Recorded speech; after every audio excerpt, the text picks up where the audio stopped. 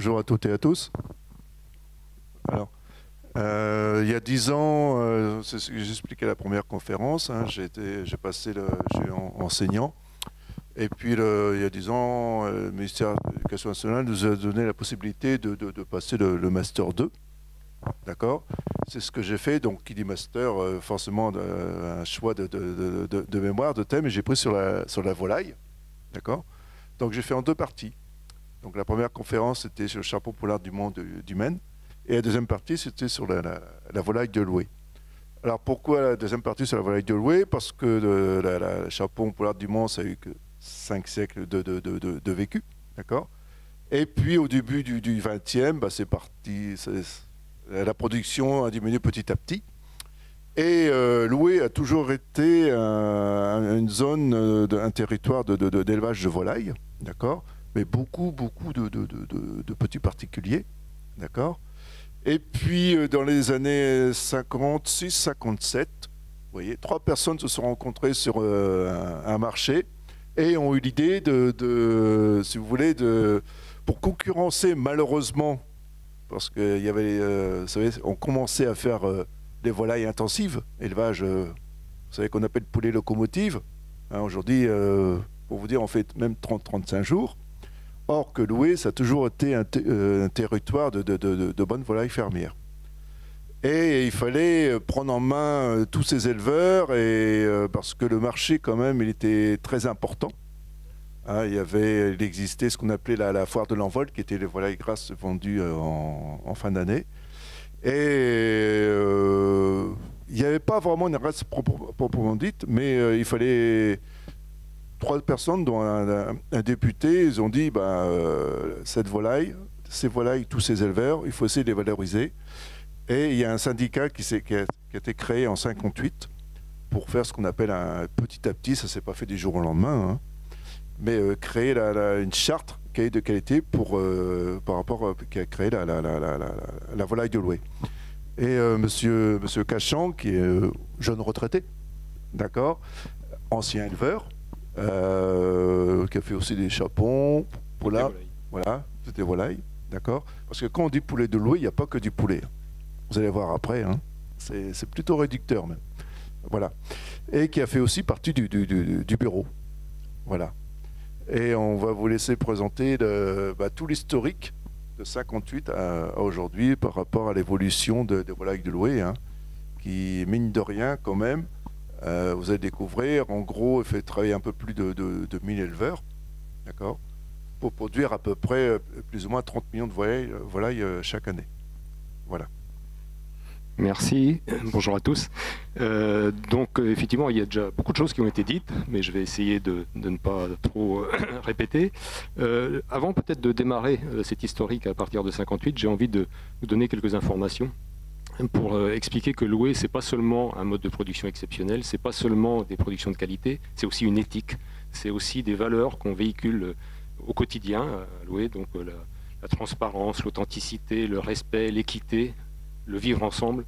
Donc ce sont des valeurs très fortes qu'on véhicule à Loué, et je vais donner quelques illustrations de cette éthique qu'on véhicule à Loué, en plus bien sûr de la production. Une autre information, savez-vous qu'en dans le monde, toutes les semaines, naissent et meurent 1 milliard de volailles. Sur ces 1 milliard de volailles, 95% sont élevées en claustration jusqu'à 35 jours, elles ne voient jamais le jour, et elles sont élevées à 20 au mètre carré. En France, on a une chance extraordinaire. 20% de la production, même un peu plus, est élevée en plein air, et dans ces 20%, Loué représente le quart, à peu près 25%. Donc voilà, on a en Sarthe et Mayenne, donc la zone de production des volailles de Loué, on a une chance extraordinaire, un mode de production exceptionnel et des volailles de qualité. C'est une carte qui est présentée dans les écoles, qui était présentée dans les écoles dans les années 50, et on voit sur cette carte 4 petites patates qui représentent les 4 zones de production avicoles françaises, la Bresse, que vous situez, les Gascognes, alors Gascogne des Landes et Gascogne du Gers, et puis le Maine, donc qui est notre région. Donc déjà, et ça a été rappelé par Eric, et ça avait été rappelé encore plus tout à l'heure dans la conférence précédente, donc il y avait effectivement une production traditionnelle très importante, très qualitative. Donc, mais cette production, comme l'a dit Eric, effectivement, elle est concurrencée dans les années 60. C'est le poulet aux hormones de Jean Ferrat, la chanson que vous connaissez sans doute. Et effectivement, cette volaille est concurrencée par la volaille dite industrielle, une volaille qui commence à arriver en Bretagne et qui commence même à arriver sur le marché de Loué. Et là, effectivement, le 30 août 58, 3 personnages prennent la parole. Donc Paul Goussu, le député, Armand Boudvin, qui était le président du syndicat agricole de l'époque, et puis Raymond Cheval, le représentant des services de l'État. Ces 3 personnages prennent la parole et font tous les 3 le même constat. Il faut faire quelque chose. On ne peut pas laisser arriver cette volaille industrielle sur le marché de Loué, concurrencer cette production traditionnelle. C'est pas possible, il faut qu'on fasse quelque chose. Donc ils décident, tous ensemble, de détacher quelqu'un du ministère de l'Agriculture, un certain Raymond Vaugarny, qui sera le directeur des fermiers de Loué pendant 35 ans et qui mettra toute l'organisation de Loué en place sur ces 35 ans. Évidemment, ça ne s'est pas fait tout de suite, mais ils ont commencé par édicter un certain nombre de principes fondamentaux, 3 principes fondamentaux. Un cahier des charges exigeant. Alors, imaginez, dans les années 60, imposer à des agriculteurs qui étaient habitués à faire leur commerce eux-mêmes, à produire eux-mêmes, qui dépendaient de personne, leur imposer un cahier des charges exigeant. C'était une révolution. D'ailleurs, Loué va faire beaucoup de révolutions dans les 50 ans qui vont suivre. Deuxième chose, faire contrôler ce cahier des charges par un organisme extérieur. C'était Qualité France à l'époque, peu importe. En tout cas, faire contrôler ce cahier des charges. Donc imaginez les éleveurs qui en plus vont devoir subir des contrôles chez eux. Et autre révolution, produire seulement, uniquement ce qui est vendu, ou ce qui va être vendu. Et là, on a vu sur le slide précédent, j'ai oublié, mais il y avait un 4e personnage qu'on aurait pu citer, c'était Auguste Lambert. Auguste Lambert, c'était le coconnier de l'époque. C'était ceux qui venaient chercher les volailles sur les marchés, on les appelait les coconniers. Et avec M. Lambert, donc ils passent un pacte, entre guillemets, un deal, à l'époque on n'utilisait pas ce terme-là, un deal qui est de dire, on va produire, mais M. Lambert dit, vous produirez ce que je vais vous commander. Là aussi, c'était une révolution. C'est d'ailleurs encore une révolution pour beaucoup d'agriculteurs aujourd'hui. Certains aiment bien produire sans qu'on leur dise exactement comment ils vont pouvoir vendre. Donc voilà, c'était très révolutionnaire. Et ces trois principes fondamentaux valent encore aujourd'hui. Depuis 25 ans, j'ai été vice-président des fermiers de Loué. On s'est toujours inspiré de ces trois éléments fondamentaux pour régler les affaires des volailles de Loué. Sur la gauche, on a l'étiquette, la première étiquette, enfin elle porte le numéro 1322 précisément, sur lesquelles tout est écrit. Élevage fermier, notion de traçabilité, l'aire de production, donc je vais y revenir après, l'aire de production, l'élevage plein air, le terme fermier existait mais il n'était pas encore défini, il sera défini au niveau réglementaire européen en 1992, conditions d'hygiène et d'alimentation, aire d'abattage et de conditionnement, tout est dit. Déjà en 1958 ou 60, tout est dit. Et donc on continue. Donc Loué s'appuie sur un triptyque, donc un mode d'élevage fermier, donc les volailles vont à l'extérieur, elles ont un âge élevé, plus de 84 jours pour la volaille de Loué, elles sont nourries de céréales locales, elles sont élevées à des densités très faibles comparativement à l'industriel.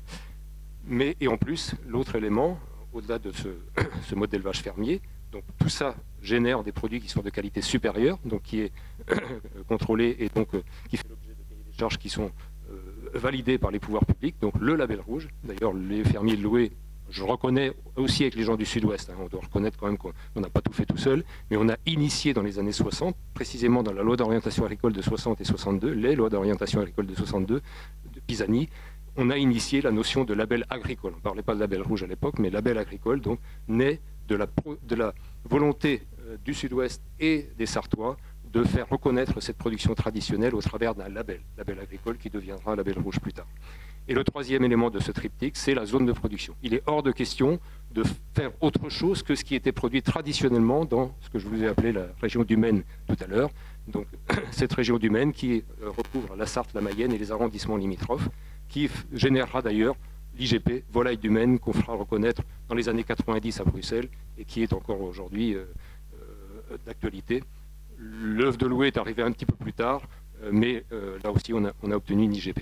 Alors, donc Loué, c'est bien une production locale. On disait l'IGP, c'est un institut géographique protégé. Indication protégée. Indication géographique protégée. Donc on ne peut pas produire ailleurs du tout. Voilà, c'est ça. Alors, le début était quand même, vous disiez, les éleveurs imposaient un cahier des charges, tout ça. Le début a quand même été un peu compliqué parce que vous avez démarré qu'une vingtaine d'éleveurs, en 58-59, d'accord. les 10 premières années, c'est pour ça que M. Bourgarni il avait le surnom colonel, hein. Mais c'était pour lui très compliqué. Fallait tout construire. Tout construire. Donc les 10 premières années étaient très difficiles quand même. Très difficile, effectivement. On ne manipule pas les agriculteurs si facilement. Non. Mais c'était pas seulement les agriculteurs. En fait, l'objet, c'était de construire une filière. Donc il fallait produire les poussins selon des critères particuliers, donc des souches rustiques qui étaient adaptées à l'élevage en plein air. Il fallait bien sûr alimenter ces volailles avec des fournisseurs d'aliments qui étaient un certain nombre à l'époque, maintenant il n'y en a plus qu'un. Il fallait aussi trouver les débouchés, et là encore la relation était importante avec les abattoirs. Alors aujourd'hui on parle du groupe LDC qui est notre seul client, mais à l'époque il y avait une dizaine d'abattoirs qui étaient concurrents les uns les autres, donc il fallait organiser tout ça et faire mettre tout le monde en ordre de marche pour qu'il y ait une seule politique commerciale de ce produit exceptionnel. Il y avait beaucoup de nouveautés dès le début, quoi. Tout était novateur finalement au départ. Novateur, effectivement, c'est un terme qui convient bien pour louer, parce qu'effectivement, sur le slide suivant, on va voir que il y a un certain nombre de grandes dates qui montrent que Loué a toujours été précurseur. Loué a montré l'exemple au niveau national. Donc 1966, c'est les décrets d'application de la loi de 62 que j'ai déjà cité. Donc 1966, c'est le premier label rouge poulet blanc, donc obtenu par les poulets de Loué, les fermiers de Loué à l'époque. Et sachant que le premier label a été obtenu par le Sud-Ouest pour le poulet jaune. 1988, on y va sur les œufs. 2001, on prend des engagements en matière de céréales. Effectivement, nous, il nous semble évident que quand on parle de localisation de la production, ça ne concerne pas que la volaille. Il faut aussi faire en sorte que la consommation de nos volailles soit une consommation à base de matières premières qui sont produites localement. Donc on a mis en place un cahier des charges qu'on appelle le contrat confiance, et les éleveurs ont l'obligation, dès lors qu'ils ont la surface évidemment, ont l'obligation de produire chez eux les 50% de la consommation de leur volaille. Donc c'est pas consommé directement, c'est envoyé dans notre usine d'aliments à Liffel, donc là où est fabriquée la cuisine des poulets de Loué, des volailles de Loué, là où sont fabriquées toute l'alimentation des volailles de Loué. D'autres initiatives ont été prises qui montrent aussi que, tout à l'heure j'ai cité le mot respect dans l'éthique des volailles de Loué, donc respect des consommateurs, respect des éleveurs, respect des membres de la filière, respect de l'environnement, respect du bien-être animal. Donc depuis toujours on fait ça. Mais quelque part, on sait bien que les consommateurs ont quelquefois des difficultés à accepter l'idée que ça puisse exister. Maintenant, il y a de la suspicion partout. Donc il faut faire reconnaître tous ces engagements. Et donc on a pris l'initiative en 2019 notamment, pour ce qui est du bien-être animal, de faire reconnaître cet étiquetage bien-être animal. On a travaillé avec des organisations qui défendent les productions animales, qui défendent le bien-être animal. Donc des organisations qui quelquefois sont décriées par une partie de la profession agricole. Nous, on travaille avec eux. On considère que c'est pertinent de répondre aux attentes sociétales de nos consommateurs citoyens. Et plus récemment encore, étiquetage Planète Score. L'objectif, là encore, c'est de faire reconnaître tout ce que l'on fait en matière d'environnement, donc avec le bilan CO2, avec tout ce qui est biodiversité, et puis la non-utilisation de pesticides. Donc ce qui nous permet d'obtenir des bonnes notes pour ces deux critères qui qualifient nos volailles en dehors du mode d'élevage et de la qualité supérieure. Parce qu'aujourd'hui, on parle beaucoup de déforestation ou quoi que ce soit, mais le volaille de Loué, quand même, depuis 30-40 ans, vous étiez les premiers aussi à planter des arbres. D'accord. Je vais y venir. Voilà, voilà. Ouais. Donc voilà, tout ça se fait pas tout seul, effectivement. Donc Raymond Vagarny l'a fait pendant 35 ans, il a mis tout le monde en ordre de marche, il a organisé tout ça, les cahiers des charges, les contrôles. Ensuite, c'est un certain Yves de la Fouchardière qui a pris le relais. Il a été directeur pendant 25 ans, et c'est son fils qui reprend maintenant depuis 1 an. Donc on a une permanence dans le suivi de ces cahiers des charges, avec seulement 3 directeurs en 60 ans. C'est quand même assez exceptionnel comme situation. Et effectivement, tout ça ne se fait pas tout seul. Ça s'est fait effectivement en démarrant tout petit, avec une vingtaine d'éleveurs. La grosse explosion de la production, c'est les années 70-80, parce que d'ailleurs, on pourrait superposer 2 courbes. La courbe d'augmentation du nombre de magasins en grande et moyenne surface, et la courbe d'augmentation de la production des volailles de Loué. Effectivement, on a travaillé avec la GMS, et voilà. Effectivement, on est une production locale qui est très ancrée localement, on y tient beaucoup, mais on ne peut pas imaginer s'être développé de cette façon-là en se limitant au marché local. Donc on a effectivement exploré une grande partie du marché français, tout circuit de distribution confondu, et on exporte un tout petit peu 5% de la production. Donc une grande famille réunie à l'occasion des 60 ans de Loué en 2018, pardon. Et là, effectivement, c'est 3000 personnes qui sont là. Un taux de participation exceptionnel. Moi, j'ai participé à de nombreuses assemblées générales un peu partout en France. Il n'y a jamais autant de monde. Quand il y a 200 personnes dans la salle, les gens sont contents. Là, il y en a 3000. Donc c'est un taux de participation de 200%. Les éleveurs ne viennent pas tout seuls, ils viennent avec le conjoint ou avec les enfants qui vont devenir les futurs éleveurs. Et puis on a tous les membres de la filière, l'amont, l'aval, et puis tous ceux qui nous font confiance, tous ceux qui nous accompagnent. Et on voit même Madame la maire de la Flèche au premier rang. C'est dommage, elle n'est pas là, parce que je suis sûr qu'elle ne connaît pas cette photo-là. Donc alors quelques chiffres rapidement. Bon, je vous dis... c'est pas forcément le plus important, mais quand même pour montrer ce que représente Loué. Donc 1160 fermiers de Loué, donc en label rouge et en bio, c'est quand même 95% de la production, 860 éleveurs en volaille de chair et 300 en éleveurs de poules pondeuses. Les œufs montent en puissance quand même. Les œufs montent chez vous. Hein, ouais, tout à fait. Ouais. Je sais pas. Par exemple, si vous prenez un petit déjeuner McDonald's partout en France, c'est Loué. D'accord, vous avez quand même le contrat. Et c'est impressionnant parce que là, depuis un an ou deux, par rapport au coût de la vie, les gens se rabattent aussi un peu plus sur les œufs et mangent un petit peu moins de viande qu'auparavant. Là, ça fait encore depuis un an 3-4%. La consommation augmente de 3-4% par an, effectivement. Voilà. Et le marché de l'œuf prend de plus en plus important pour vous aussi. Tout à fait. Donc quelques chiffres pour montrer l'importance donc de cette production. Hein. D'ailleurs, les élus ne s'y trompent pas. Ils nous encouragent à chaque fois qu'ils en ont la possibilité. Ils valorisent aussi cette production parce qu'ils connaissent effectivement l'impact économique de cette production. Donc 17% du revenu de la zone géographique, 80 jeunes installés par an, ça c'est quand même énorme.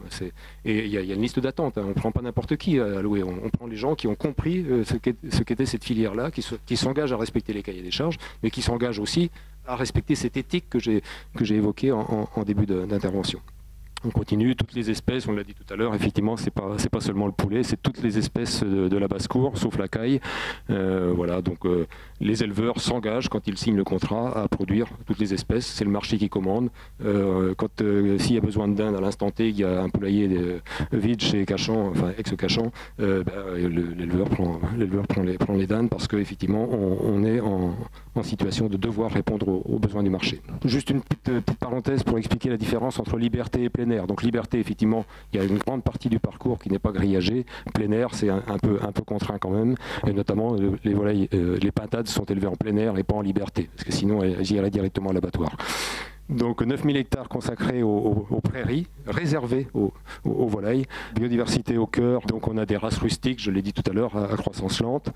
On a toujours en perspective la préservation de l'environnement, donc tout ce qui est de nature à préserver la diversité, la biodiversité, que ce soit animale ou végétale, on y travaille. Et depuis longtemps. Hein. Et depuis longtemps, bien sûr, mais là, les dernières initiatives, c'est notamment l'installation de ruches sur les parcours qui facilitent la pollinisation. Agroforesterie, là aussi, là on a beaucoup travaillé avec la Chambre d'agriculture de la Sarthe, avec un certain Philippe Guillet. Donc tous nos parcours, ça c'est une obligation. Hein. On va bien au-delà d'ailleurs des contraintes du label rouge, le cahier des charges, je dirais, de base. Loué en fait toujours un petit peu plus, ce qui explique d'ailleurs qu'on soit vendu un petit peu plus cher.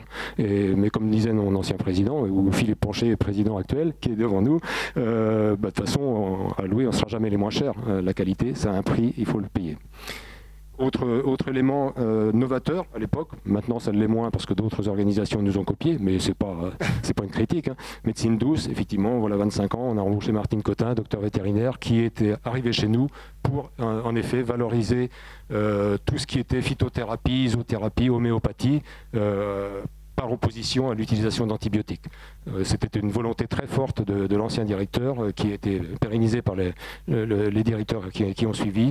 Prévenir plutôt que guérir, former plutôt que subir. On est toujours dans la prévention, dans l'anticipation. Le lot qui reçoit un antibiotique, c'est vraiment une exception.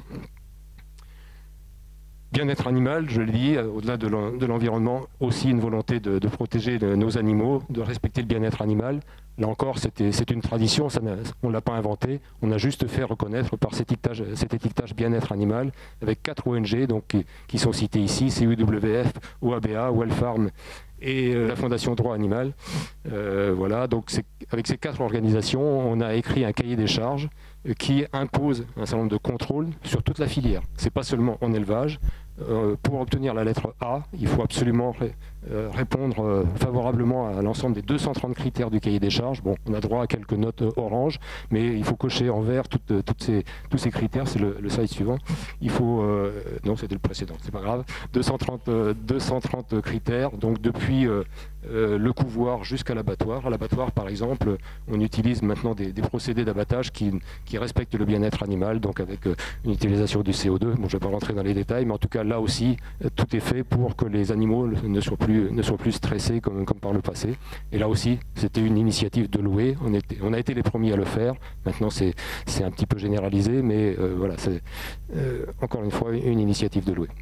Des contrôles, je l'ai dit, on revendique les contrôles. Moi, président du CNAF, je me suis battu pour qu'on maintienne une pression de contrôle très forte. Pour moi, c'était un outil de crédibilité auprès des consommateurs. On est légitime parce que, effectivement, nos volailles sont contrôlées. On ne peut pas accepter l'idée de faire confiance comme ça sans contrôle. Donc, tous les lots de volailles sont vus trois fois dans leur vie. C'est exceptionnel, ça coûte un peu, effectivement, mais voilà, c'est un outil pas seulement de traçabilité, c'est crédibilité, parce que effectivement tous les critères du cahier des charges sont contrôlés à cette occasion-là. Alimentation locale, je l'ai un peu évoqué tout à l'heure. Effectivement, on a mis en place un contrat confiance, donc qui fait en sorte que les producteurs soient eux-mêmes producteurs de céréales qui vont nourrir leurs volailles. Donc j'y reviens pas. C'est quelque chose d'assez exceptionnel. Et donc l'alimentation, c'est principalement des céréales, hein, en grande majorité. Les protéagineux sont produits en grande partie également localement. Et le peu qui est importé, donc là on voit l'ancien président sur sa machine, le peu qui est importé est de plus en plus faible. C'est du soja importé du Brésil ou de l'Inde, mais du soja non OGM et surtout non issu de déforestation. Mais malgré tout, le soja, de plus en plus, il s'en cultive en Sarthe. En effet, merci de le préciser. Donc il y a la volonté effectivement d'importer de moins en moins, donc c'est en bonne voie. Et d'ailleurs Philippe pourrait témoigner parce qu'il a été lui-même producteur de soja. Je ne sais pas si c'est encore le cas, mais en tout cas voilà. L'objectif c'est d'être de plus en plus autonome en matière d'alimentation de nos volailles. Autre initiative prise par les fermiers de Loé, là c'est pas tout récent, mais en tout cas on a souhaité faire en sorte de produire autant sous forme d'énergie renouvelable que ce qui était consommé par les éleveurs, les abattoirs, les couvoirs, etc. sous forme en énergie fossile. Donc on est la première marque européenne en énergie positive, donc avec un bilan CO2 très, très favorable. Ceci avec 11 éoliennes et 60 000 m² de 70 000 maintenant. Ça c'était panneaux solaires. C'était avant, de panneaux photovoltaïques, donc qui nous permettent de produire toute cette énergie. Et petit détail concernant les éoliennes, on l'a fait en production. En concertation, le mot est important, ça vaut d'ailleurs pour beaucoup de choses dans la filière, mais on l'a fait en concertation avec la population locale, avec les élus locaux, avec un développeur aussi, mais ces constructions d'éoliennes se sont faites sans opposition, parce qu'effectivement on l'a fait en concertation avec la population locale et les élus locaux. Ça m'inspire pour éventuellement d'autres réflexions ailleurs.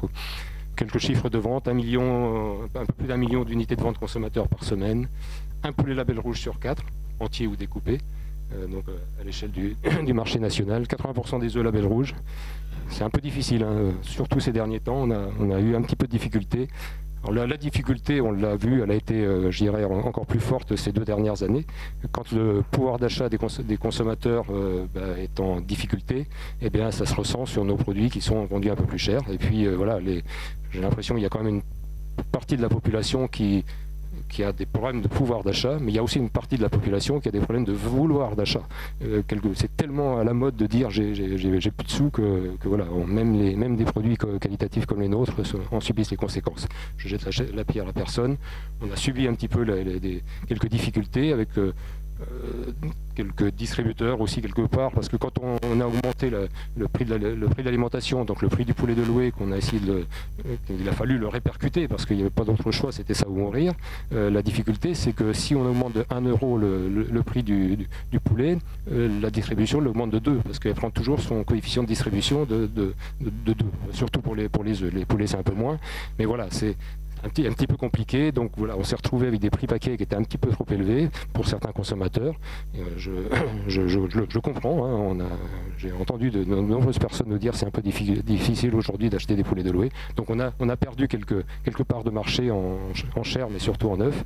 Bon, là maintenant que le prix des céréales a rebaissé et que le prix des poulets de louer, des volailles de louer a de nouveau diminué, on retrouve nos consommateurs, mais quand on les a perdus, c'est quelquefois difficile de les retrouver. Alors, vous parlez de volaille de découpe, mais malgré tout, le poulet entier, ça revient un peu quand même, hein, le poulet du dimanche, tout ça. Effectivement, je dis souvent, un poulet de louer, ça coûte 15 €. C'est pour 5-6 personnes, et encore, on en retrouve pour le lendemain. 5-6 personnes, c'est moins de 3 € la portion, je dirais même légumes compris. Bon, sans le vin, sans le vin de la Haussée Coteaux du Loir, quoi. Mais, avec modération. Mais voilà, à 3-4 €, on fait un repas qualitatif, bien accompagné avec un bon pinard. Voilà, donc autre particularité, ça surprend quelquefois. Effectivement, tout à l'heure, je vous ai dit qu'autrefois, on travaillait avec une dizaine d'abattoirs, donc concentration aidant, et puis choix des fermiers de louer de concentrer sur un partenaire fiable et sérieux. Donc petit à petit, on a tout concentré sur un seul client, qui est le groupe LDC, avec lequel on a une relation de gagnant-gagnant, une relation de confiance. On est amis avec les dirigeants, donc et voilà, ça se passe très bien. Et donc c'est surprenant, mais ça se passe très bien. Donc c'est d'autant plus surprenant que c'est une coopérative qui est alliée à un groupe privé, donc quatre familles, hein, dans le groupe LDC. Alors je ne vais pas revenir sur l'historique du groupe LDC, c'est Lambert Dodard Chancerolles, mais peu importe. En tout cas, un groupe privé associé à une coopérative. Donc la coopérative d'ailleurs est la 5e famille, puisqu'on porte 10% du capital, et pour ce qui est des œufs, on est à un niveau un peu plus élevé. Mais voilà, on a réussi à travailler avec eux, et ça continue, y compris avec les nouveaux dirigeants, puisque le LDC a été, pendant toute la période où j'ai été vice-président des fermiers de louer, c'était Denis Lambert, le petit-fils d'Auguste Lambert, que j'ai cité tout à l'heure comme étant un des 4 personnages qui ont été les fondateurs de la filière louée, donc petit-fils. Aujourd'hui, lui aussi a pris sa retraite, on est tous de la même génération, mais les dirigeants qui ont pris la suite aujourd'hui sont sur la même longueur d'onde, on est sur la défense des mêmes valeurs, et tout ça se passe plutôt bien. La famille Lambert, elle est liée avec vous depuis le premier jour. Tout à fait. Vous aviez vu sur le premier slide la caisse Lambert, j'ai peut-être oublié de le signaler, et Lambert effectivement faisait partie des différents coconniers qu'on trouvait sur les marchés. Moi je me souviens être allé avec mon grand-père sur le marché de la Flèche, et effectivement à la Flèche, la famille Lambert était là, mais aussi les Guillet, les Huit-Pins, etc. étaient présents déjà à l'époque. Mais ils se sont tous regroupés, ils sont tous dans la même famille maintenant. Une filière complète. Alors cette filière, là aussi, c'est complètement atypique. Il y a beaucoup de filières qui se sont diversifiées. Je me souviens, voilà une vingtaine d'années, il y avait une coopérative dans la Sarthe qui s'appelait la CADS, qui est venue nous voir pour dire finalement, on est en difficulté, est-ce que vous pouvez nous racheter? C'était pas dit aussi crûment, mais c'était quand même un peu ça. Et donc, réflexion au niveau du conseil d'administration, on a dit non, nous on est une filière verticale, on veut maîtriser notre métier, et donc on ne va pas se diversifier dans les productions végétales, les autres productions animales, etc. Faisons notre boulot, faisons-le bien, et restons donc à maîtriser tout. Notre objectif a été effectivement de maîtriser tout. Donc on est propriétaire d'un couvoir qui produit 90% des poussins qui sont valorisés par les fermiers de louer. On produit notre aliment, on a une seule filiale, enfin une seule usine d'aliments. À l'époque on en avait 4. Elle est impressionnante votre usine qu'on arrive à louer quand même. Oui. C'est la première fois qu'on voit ça quand même. Non mais bravo, parce qu'au début... C'est vrai qu'on arrive à montrer ça. C'était un gros défi à relever à l'époque, effectivement. Il y avait c'est un challenge, hein, parce qu'il n'y a personne qui fait ça. On avait 4, et oui, c'est la dernière usine neuve qui a été construite d'ailleurs. Hein, depuis, là, il ne s'en est jamais construit. Et voilà, on a fait ce choix, on avait 4 fournisseurs, de les remercier et de construire notre propre usine d'aliments. À l'époque, il y a eu des histoires de dioxine, etc. Et on avait très peur des médias. On imaginait très bien les médias arriver dans une usine. Parce qu'il y a eu un bidon de dioxine qui avait été trouvé à cet endroit-là, et l'usine, enfin, ou le directeur de l'usine dire de toute façon moi je suis irréprochable, je fournis les fermiers de louer. Vous imaginez un peu le scandale. Le lendemain on perdait 30% de notre production, donc ça nous a fait peur, et à l'époque on a dit écoutez, maintenant il faut qu'on y aille, il faut qu'on construise notre usine. Donc là ça n'a pas été simple, hein, mais on a réussi. Donc voilà, donc quelques idées pour finir. Donc dans les valeurs, on tient beaucoup à la transparence. Hein. Donc les éleveurs, je l'ai dit tout à l'heure, sont susceptibles d'accueillir des consommateurs. Si vous voulez visiter un élevage, on va vous trouver un élevage tout près de chez vous qui va vous accueillir pour vous faire visiter la filière. Les éleveurs sont amenés à accueillir des journalistes. Donc on joue la transparence, on est présent sur les salons d'agriculture bien sûr, on est présent dans les comices, on est présent partout où on est sollicité. C'est aussi pour cette raison qu'on est là aujourd'hui. Et c'est avec grand plaisir qu'on rencontre les consommateurs. J'ai dit tout à l'heure dans les termes importants, c'est l'authenticité. Juste parce que je vois des éléments de communication pour illustrer cette authenticité. Moi, je me souviens, j'étais tout jeune administrateur, on voulait travailler avec une agence de communication, donc on a rencontré une agence de communication à Paris, dans des bureaux très luxueux, on est reçus là-bas, et ils nous disent pour faire votre publicité, il faut aller en Afrique du Sud, parce que là-bas, il n'y a que là-bas où on a des paysages magnifiques pour faire de belles images. Wow. Mais jamais on fera ça. Donc on est sorti, ils nous ont pris pour des ploucs, hein, ça c'est sûr. On est sorti du bureau, on a dit jamais on travaillera avec ce genre d'agence. Donc maintenant toutes les pubs sont faites, Philippe peut en témoigner, toutes les pubs sont faites avec les éleveurs de Loué, dans les élevages de Loué, et on fait de belles images quand même. Ah ouais. Voilà, je vous remercie. Vous avez que la gendarme. Alors oui, j'ai pas. Et Notre directeur était quelqu'un qui avait beaucoup d'humour et nous avec aussi, on est sérieux. Un peu provoque, hein. On est sérieux, mais on ne se prend pas au sérieux. On a fait des publicités, vous avez tous vu, des publicités avec les gendarmes, donc le poulet contrôlé, le poulet adoré, le poulet fermier, etc. Donc des gendarmes en situation comparative, quelquefois le poulet à l'étroit dans un camion ou bien le poulet qui est en grand air. Donc c'était un peu provocateur, effectivement. Donc à l'époque, Hortefeux, il nous a dit vous arrêtez cette communication dans l'heure, sinon on vous emmène au tribunal. On a arrêté la communication au bout d'une semaine, c'est la durée d'une campagne, donc on l'a arrêté au bout d'une semaine. Et depuis, dans toutes les gendarmeries, il y a les affiches de Loué avec tous ces posters là qui. C'est dédicacé, non? Souvent elles sont dédicacées, et elles nous sont encore demandées, hein, c'est formidable. Elles étaient sympas. Hein. Voilà, on est aussi sponsor de l'équipe de basket du Mans, on a des montgolfières. On est partenaire aussi des Restos du Cœur, on aide des éleveurs au Burkina Faso. Voilà, quelques autres exemples pour montrer qu'à Loué, c'est pas seulement de la production de qualité, c'est aussi une éthique. Merci. Merci. 1, 2, 1, 2.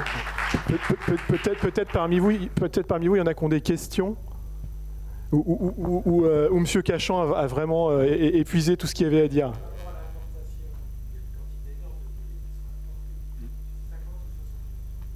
Voilà, un poulet, vous avez tout dit. Oui, ils ne sont pas labellisés. Hein. Un poulet sur 2 consommé en France est un... Alors, je reprends juste la question de monsieur pour que tout le monde entende bien. Monsieur dit qu'en France, il y a 50 à 60% de poulets qui sont importés. Comment est-ce qu'on peut faire pour améliorer les choses ici? Voilà. Donc un poulet sur 2 consommé en France est un poulet importé. En restauration hors domicile, c'est 80%. Donc les gens ne le savent pas. Souvent, ils consomment du poulet importé sans le savoir. Donc sachez que c'est pas un poulet concurrent du poulet de Loué, mais c'est quand même dramatique cette situation-là. Alors comment l'éviter? C'est très compliqué parce que là, on est dans des marchés internationaux, on est dans des accords internationaux. Là, par exemple, on entend parler du Mercosur de nouveau, donc qui va nous amener encore un peu plus de volailles sans doute en Europe. Mais voilà, si on veut vendre des TGV, si on veut vendre des voitures, si on veut vendre des avions, quelque part, voilà, il y a des accords pour lesquels, quelquefois, la variable d'ajustement, c'est l'agriculture. Donc, moi, j'ai été secrétaire général de l'interprofession de la volaille au niveau national pendant quelques années. On s'est toujours battu contre ça. Donc, effectivement, il faut faire valoir nos arguments auprès des consommateurs français. Donc, on a obtenu la traçabilité, faire en sorte que partout, toutes les volailles vendues soient étiquetées, donc qu'on connaisse l'origine de la volaille pour que les consommateurs achètent en connaissance de cause. Mais on a aussi des consommateurs français qui, quelquefois, sont un peu contradictoires. Ils veulent de la qualité, mais ne veulent pas la payer. Donc c'est un peu compliqué. Donc on essaye de se battre pour être compétitif, mais de toute façon, on a des boulets au pied, mais des boulets qu'on aime bien. C'est des exploitations familiales, c'est de la protection de l'environnement, du bien-être animal, etc. Tout ça, ça a un coût comparativement à ce qui existe en Ukraine, ce qui existe au Brésil, ce qui existe en Thaïlande, où on a des élevages à 2 millions de poulets. Chez nous, le plus gros élevage, il fait 50 000 poulets. Donc on lutte pas à armes égales. Donc c'est compliqué. Seuls les consommateurs peuvent agir sur la consommation. Donc si vous ne voulez pas de ces poulets-là, il faut les chercher et ne pas les consommer. Et puis accepter de payer un petit peu plus cher le poulet français. Même le poulet français standard est un petit peu plus cher que le poulet d'importation. Aujourd'hui, c'est comme ça. Et le poulet label, un petit peu plus encore. Mais les normes ne sont pas les mêmes de toute façon. Pardon, Nadine, oui. Tout à fait. On a une question encore dans la salle. Bonjour. Quelle est l'évolution de l'exportation des volailles fermiers sur le marché déjà européen? Alors, 5% de la production des volailles de Loué est exportée. Quelle pensez-vous va être l'évolution? Alors, on exporte avec nos clients. C'est-à-dire que voilà, on est en Belgique, on est en Allemagne, on est en Suisse, avec nos gros clients, surtout les GMS. Donc, au niveau national, le label rouge, c'est un petit peu plus, c'est 7-8%. Donc déjà satisfaisons le marché français. On n'a jamais vraiment cherché à se déployer. C'est compliqué parce que prospecter un marché à l'étranger, on l'a fait même pour la Chine, on a des coûts de transport énormes. Et donc on arrive à des prix paquets qui sont presque rédhibitoires pour les consommateurs qui eux-mêmes, les consommateurs allemands, c'est des consommateurs à qui on propose aussi des produits un peu marketés qui vont venir comparativement au label rouge le concurrencer. Donc c'est compliqué de prospecter ces marchés à l'export. Je vais juste développer le mot GMS, grande et moyenne surface. Oui, pardon, oui, effectivement. Désolé pour ces acronymes. Ouais. Je crois que c'est vous qui avez le couvoir Novopont à Juigné. Non? À Juigné, il y a un couvoir, une production de poussins. Novopont, attendez, j'ai un trou là d'un seul coup. Philippe, aide-moi. Non, c'est pas nous, hein. Nous. Ou alors, parce que moi, comme je suis un petit peu retiré, je ne suis pas forcément au courant des dernières actualités. Non, notre couvoir, c'est à la SAFEL à Loué. Ouais. Voilà. Oui, on en parlait tout à l'heure, justement. Voilà. Est-ce qu'il reste des questions?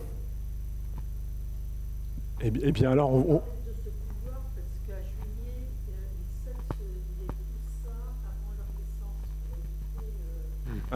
Alors, cette pratique, est-ce qu'elle est faite? Même chose, j'aurais pu parler de ça, effectivement. Loué a été le premier à faire ce sexage. Donc, en fait, ce sont des œufs qui sont...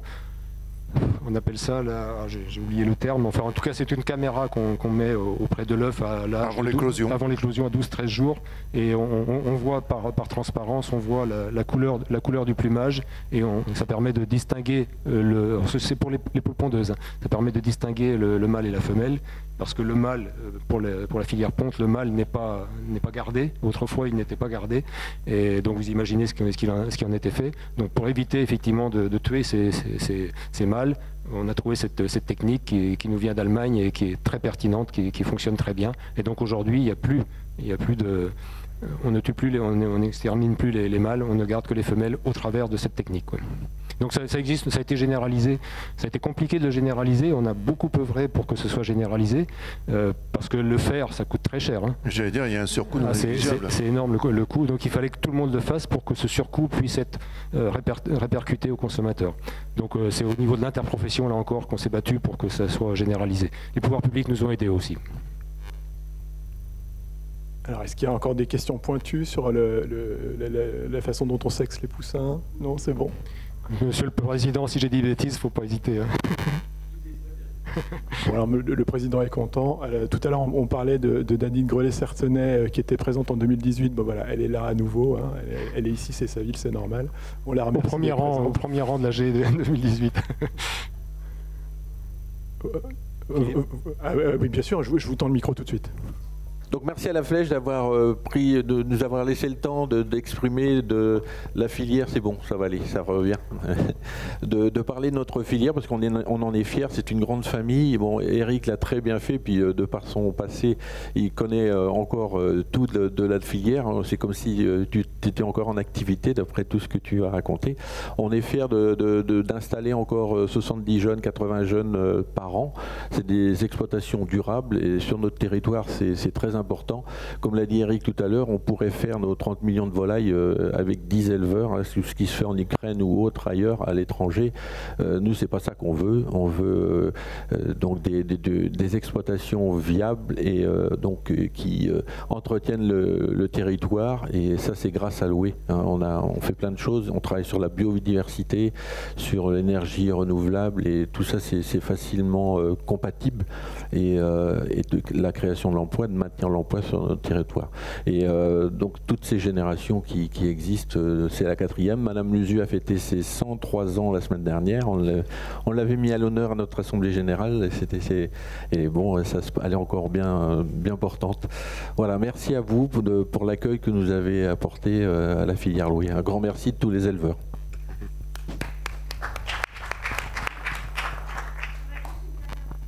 Alors attendez, j'arrive. Je voulais savoir si, notamment par rapport à ce qu'on expliquait, par rapport à la consommation du poulet, notamment des poulets qui viennent de l'étranger et qui sont certainement moins riches nutritivement que les poulets élevés chez vous notamment, est-ce que pour changer ce type d'habitude, est-ce qu'il y a des analyses qui ont été faites en termes de richesse nutritive comparative entre les deux types d'élevage et qui pourraient, pourquoi pas, faire l'objet de sensibilisation auprès des enfants ou des collégiens? Parce que je crois que si on change ce type d'habitude alimentaire, peut-être qu'on en arrivera à se dire vaut mieux manger un poulet une fois par mois, même s'il est cher, entre guillemets, plutôt que de manger toutes les semaines un poulet certes pas cher, mais qui apporte quoi? Vous avez tellement raison, madame. C'est dommage que vous ne soyez pas venu ce matin. Il y avait un intervenant, le chef ou directeur de la cuisine centrale de La Flèche, qui exprimait effectivement tout ce qu'il fait, hein, puisque La Flèche, d'ailleurs, je crois que c'est la seule ville dans la Sarthe où on respecte la loi Egalim, une loi qui impose 20% de produits bio et 50% de produits de qualité dans l'alimentation. Et il expliquait que grâce et surtout, il ne considère pas que c'est une contrainte. Grâce à ces produits de qualité, effectivement, il peut faire de la pédagogie auprès des élèves, des enfants, il peut expliquer un certain nombre de choses. Et deux éléments de réponse à votre observation. Effectivement, c'est un travail qu'on a fait au niveau national, au niveau du syndicat que j'ai présidé, le SINALAF, qui regroupe tous les labels français. Donc, on a expliqué effectivement à tous les restaurateurs, notamment dans les cantines, que donner une cuisse de poulet, une cuisse de poulet label rouge, on la coupe en deux, le pilon au petit et le haut de cuisse au grand, ça coûte moins cher que de donner une cuisse de poulet importé dont la moitié va finir à la poubelle, quoi. Donc c'est vraiment des argumentaires comme ça qu'on a travaillé, qu'on continue d'envoyer, mais la difficulté c'est que c'est tellement ancré dans l'idée des gens que le poulet bio, que le poulet label rouge c'est plus cher, que c'est difficile. Et pour répondre à l'autre observation concernant les analyses nutritionnelles, oui, effectivement, il y a des analyses nutritionnelles qui ont été faites. C'est vrai que les résultats sont probants, il y a des différences énormes, mais quand on commence à parler de certaines vitamines, de composants chimiques, etc., c'est très compliqué à faire prendre en considération par les professionnels de la restauration. En tout cas, ce qui est certain, et d'ailleurs notre chef ce matin le disait très bien, c'est qu'au niveau des pertes à la cuisson, un poulet fermier, il n'y a rien à voir avec un poulet standard. Il y a beaucoup plus de pertes à la cuisson avec un poulet standard. D'où cette obligation. Il donnait des chiffres ce matin, il le dirait beaucoup mieux que moi, mais pour acheter 100 en poulet label, il faut acheter 150 en poulet standard, parce que de toute façon, il y en a 50% qui vont être perdus, soit à la cuisson, soit sous forme de gaspillage. Vous vous rendez compte, à La Flèche, on est à 28 grammes, j'ai appris ça ce matin, 28 grammes qui vont à la poubelle dans le repas. Je crois qu'au niveau national, c'est 120 grammes. Donc grâce effectivement à ce travail qui est fait sur la qualité des produits, sur cet approvisionnement local. Alors dans le local, je mets Loué aussi, hein, puisque les poulets viennent de Domeray, donc un abattoir local de nos productions. Donc finalement, ça coûte guère plus cher. Et puis le surplus, après c'est un choix politique. Quand bien même il y a un petit surplus à payer par les familles, quelquefois c'est la commune qui fait le choix de prendre en charge ce surplus. Et puis franchement, ça se joue à 10-20 centimes du repas. Un repas c'est 8 euros, 8-9 euros, vous me direz les élus si je dis des bêtises, c'est 8-9 euros. Mais dans les 8-9 euros, la matière première c'est moins de 3 euros. Le reste, c'est de l'amortissement, c'est de la main-d'œuvre, etc. Donc si on augmente même si on augmente de 10 ou 20%, c'est 2,50 ou 3 euros, c'est quoi? C'est 30 centimes. Voilà. Je vous laisse réfléchir. Merci.